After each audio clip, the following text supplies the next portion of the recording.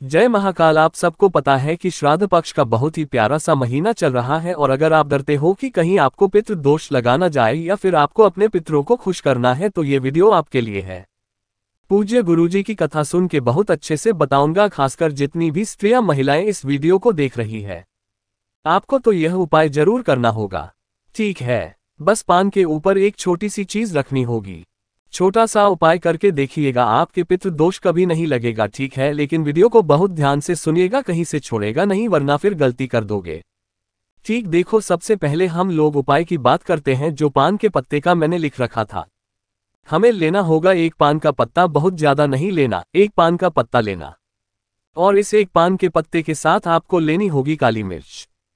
क्या लोगे? काली मिर्च, और यह भी लोगे 7 काली मिर्च। ठीक है, पीसना नहीं है, 7 काली मिर्च खड़ी खड़ी लेना। इस 7 काली मिर्च को पितरों का स्मरण करते हुए, ध्यान करते हुए, पितृ देवता आर्य माँ का नाम लेकर के उन 7 की 7 काली मिर्च को इस बांध के ऊपर आपको रख देना।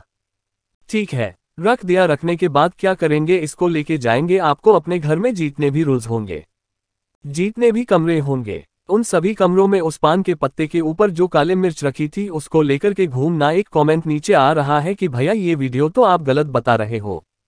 गुरु जी की एक किताब है जिसको उन्होंने लिख रखा है, जिसका नाम है तर्पण। तर्पण किताब का नाम है, जिसमें पितृपक्ष पे करने वाले बहुत उपाय हैं।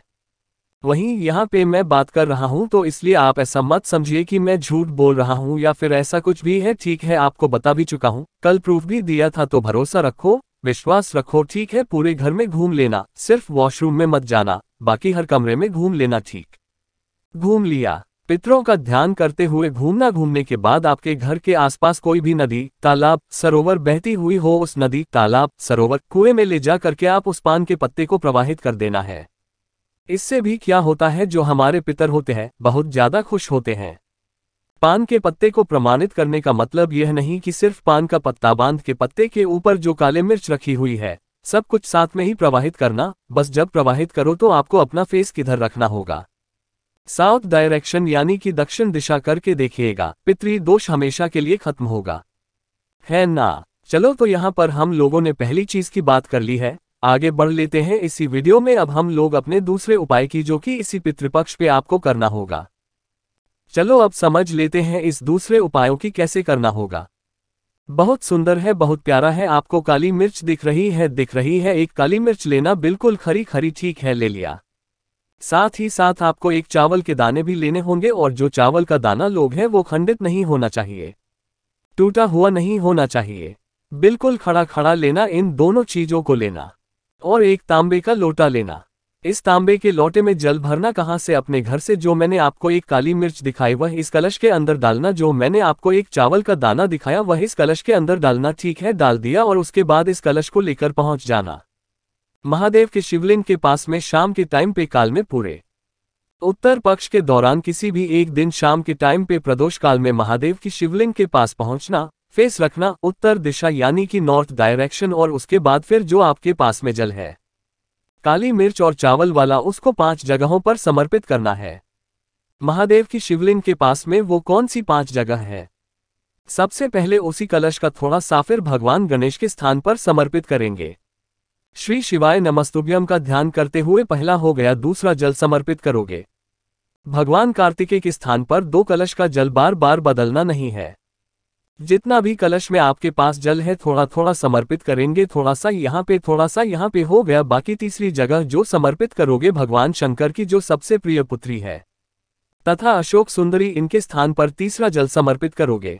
ठीक है, फिर उसी कलर का जो जल होगा, माता का जो हस्त कमल आपको दिख रहा है, इस हस्त कमल पर जो चौथा जल है वो भी आपको समर्पित करना होगा। ठीक है, समर्पित कर दिया। लास्ट में आपको क्या करना है, एक जितना भी जल आपके कलश में बचा हुआ है वो महादेव की शिवलिंग के ठीक ऊपर आपको समर्पित कर देना। श्री शिवाय नमस्ते ध्यान करते हुए आपके घर से पितृदोष कहा जाएगा, आपको पता भी नहीं चलेगा। और अगर आप किसी मनोकामना के लिए, किसी के लिए इस उपाय को कर रहे हैं तो आपकी मनोकामना, आपकी इच्छा बहुत जल्दी पूरी होगी। ठीक है, तो आप सभी लोग इस उपाय को जरूर करेंगे। ठीक है, तो यहाँ पे हम लोगों ने 2 उपाय की बात कर ली है।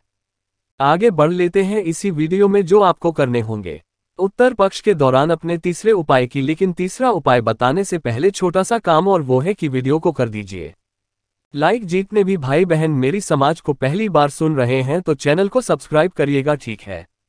उपाय को आपको एक दीपक से करना होगा, ठीक है। दीपक आप लोग जरूर जलाते होंगे घर में पूरे पितृपक्ष के दौरान, मैंने आपको बता भी रखा है, लेकिन थोड़ा सा नियम को चेंज करना है। जो दीपक आप लगा रहे हो परमानेंट, वो तो लगाओगे ही लगाओगे। एक दीपक आपको और लगाना है। अभी ये उपाय मैंने कल बताया था, लेकिन वहां पे मैंने टाइम बताना भूल गया, तो आपको यहाँ पे क्लियर करता हूँ। स्क्रीन पर आपको दीपक दिख रहा है, ठीक है। इस दीपक में क्या करोगे, आपको घी भर देना, पूरा का पूरा दीपक घी से भरना, ठीक। घी में आपको 2 बत्ती लगानी होगी, ठीक है। 2 बत्ती लगाओगे, लेकिन जलाना एक ही बत्ती है। अब रखोगे कहाँ पे, जहां पर भी आपको अपने पूरे घर में रखना हो। चाहे तो आप अपने घर में मटका परिंदा के पास रख सकते हैं, या फिर घर के बाहर आप रख सकते हैं। यहाँ पे मेन गेट होता है, जहां पर भी रखोगे एक स्वस्तिका सबसे पहले निर्माण करोगे। किसी भी चीजों से, चाहे तो आप कुमकुम से बना लें, चंदन से बना लें, जैसे भी इच्छा हो, ठीक है। एक स्वास्थ्य का निर्माण करना, उसी स्वास्थ्य के ऊपर उस दीपक को रखोगे और आर्यन का नाम लेकर के, पितरों के देवता आर्य माँ का नाम लेकर के, आपको उस बत्ती का जो मुख होगा दक्षिण दिशा की तरफ करके कोई भी एक बत्ती जला देना। और आपको कुछ भी नहीं करना। यहाँ पे सबसे बड़ी बात होती है, भैया टाइम बता दो कि सुबह जलाया शाम को जलाए, जब भी आपको दीपक जलाना चाहिए कोशिश किया करो शाम के टाइम पे ही दीपक लगाए करो, ठीक है। सुबह के टाइम पे दीपक लगाने का प्रावधान बहुत ज्यादा नहीं है। आप लोगों में से पशुपति व्रत जो लोग करते होंगे, देखो गुरुजी ने कहा है कि सुबह दीपक नहीं लगाते। आपको लगाना हो लगा सकते हो, कोई बुराई नहीं है, लेकिन जो अच्छी बातें होती है, जो सबसे महत्वपूर्ण मानी जाती है, वो शाम के टाइम पे दीपक का महत्व बहुत ज्यादा होता है। क्योंकि इसी टाइम पे चाहे हमारे पितर हो, चाहे हमारे कोई देवी देवता हो, वो भ्रमण के लिए निकलते हैं।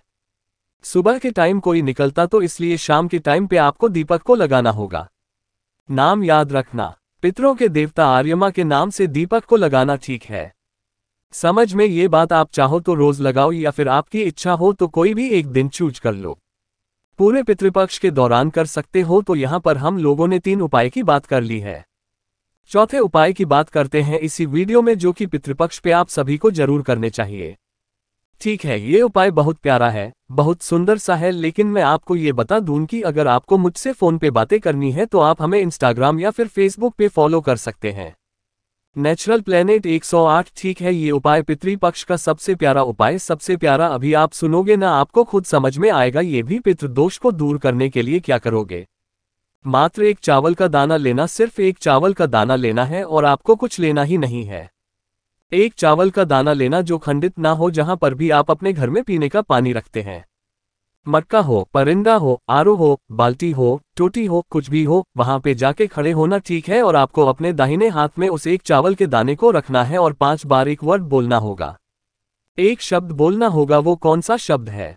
स्वधा साधा, स्वधा स्वधा। ये स्वधा नाम का उच्चारण 5 बार उस 1 चावल के दाने को हाथ में लेकर के आरोप के पास मटका परिंदा जहां पीने का पानी रखते हो वहां पर खड़े होकर के बोल देना। और बोलने के बाद फिर उसी दिन चावल के दाने को क्या करोगे, लेके जाना महादेव के शिवलिंग के ऊपर। और आपको जो भी आपकी कामना हो, जिसकी वजह से आपको लगता हो कि मेरे जीवन में बहुत ज्यादा कष्ट चल रहे हैं, उस कष्ट का स्मरण करते हुए 1 चावल का दाना महादेव की शिवलिंग के ऊपर समर्पित कर देना। चाहे तो अपने घर पे या फिर महादेव के मंदिर में, जहां पर भी आपको टाइम मिले जा सकते हो, कोई दिक्कत नहीं है। यह उपाय पितृपक्ष के दौरान जो भी व्यक्ति कर लेता है, उससे पितृदोष हमेशा के लिए दूर होता है।